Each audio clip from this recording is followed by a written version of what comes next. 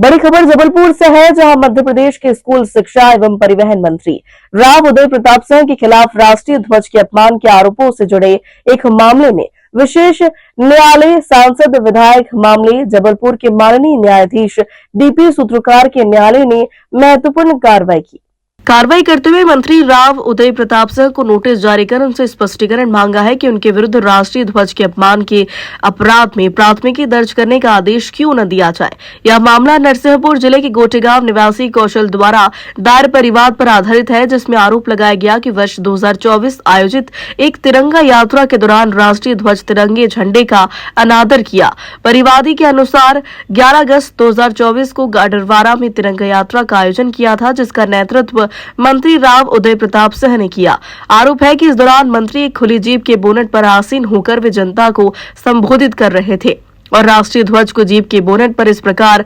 आच्छादित कर दिया था कि वह झुक रहा था और उनके पांव को स्पर्श कर रहा था। यह स्थिति राष्ट्रीय गौरव का अपमान निवारण अधिनियम 1971 की धारा 2 के स्पष्टीकरण का स्पष्ट उल्लंघन है, जिसके अनुसार वाहन के बोनेट, छत या किसी अन्य भाग पर राष्ट्रीय ध्वज को ढकना या इस प्रकार रखना निषिद्ध है कि उसकी गरिमा प्रभावित होती है।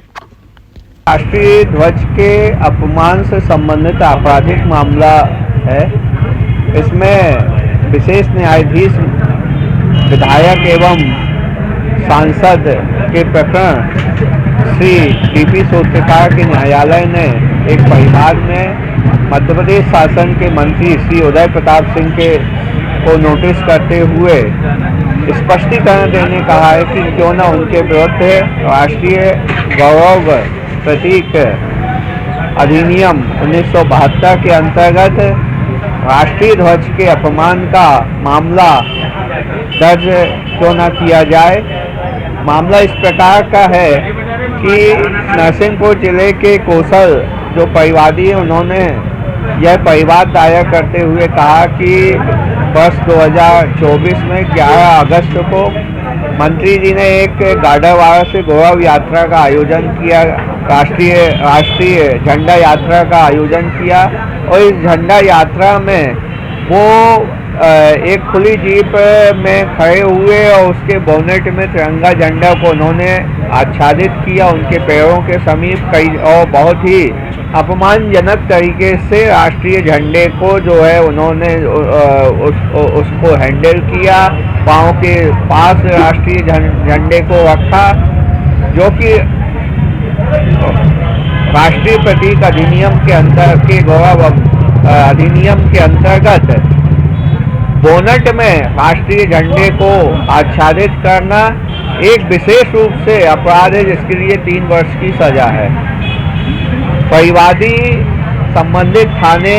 व नरसिंहपुर जिले के एसपी के पास भी प्रकरण शिकायत लेके दर्ज करने पहुंचा, लेकिन चूंकि मंत्री जी का मामला था इसलिए पुलिस अधिकारियों ने उसको शिकायत को लेने से भी इनकार किया। रजिस्टर्ड पोस्ट से शिकायत भेजी गई तो जो संबंधित थाना प्रभारी हैं उन्होंने उसको लेने से इनकार कर दिया,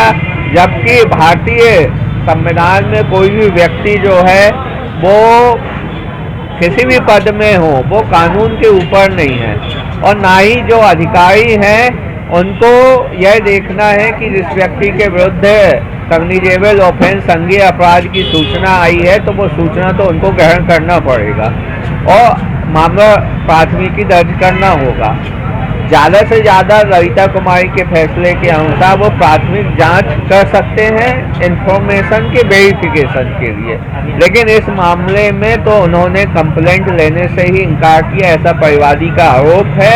और जिसके कारण परिवादी को माननीय न्यायालय के समक्ष आना पड़ा। परिवादी के बयान, छाया चित्रों तथा पोस्टर रिसीट के बाद माननीय न्यायालय ने मंत्री जी को नोटिस करते हुए उनसे यह स्पष्टीकरण देने कहा है कि क्यों न आपके विरुद्ध जो है राष्ट्रीय झंडे के अपमान का मामला दर्ज किया जाए। कोर्ट ने कब तक का समय दिया? कोर्ट ने अप्रैल तक दिया है, 16 अप्रैल तक। शुभ नाम? असीम त्रिवेदी।